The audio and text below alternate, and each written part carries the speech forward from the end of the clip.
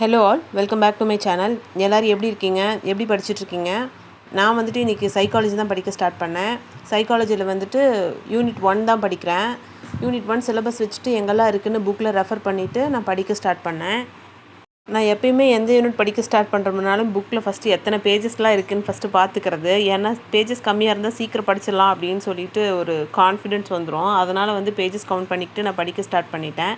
இது வெறும் தியரியாக தான் இருக்குது, கடகடன்னு படிச்சிடலாம் அப்படின்னு சொல்லிட்டு தான் நான் படிச்சுட்ருக்கேன்.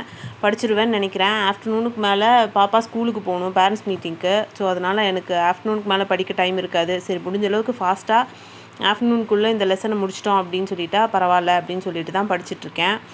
எனக்கு பர்சனலாக இங்கிலீஷையும் மேக்ஸையும் கம்பேர் பண்ணும்போது சைக்காலஜி ஈஸியாக தான் இருக்குது. ஆனால் கொஷின்ஸ் எப்படி வரும்னு எனக்கு தெரியல. பட் ஆனால் படிக்கிறதுக்கு சைக்காலஜி எனக்கு கொஞ்சம் ஈஸியாக தான் இருக்குது. இன்றைக்கி நீங்கள் என்ன சப்ஜெக்ட் படிக்கிறீங்கன்னு சொல்லுங்கள். புதுசாக யாராவது நம்ம சேனல் பார்க்குறீங்கன்னா சப்ஸ்கிரைப் பண்ணி வச்சுக்கோங்க. நெக்ஸ்ட் வீடியோஸில் பார்க்கலாம். Bye bye, take care.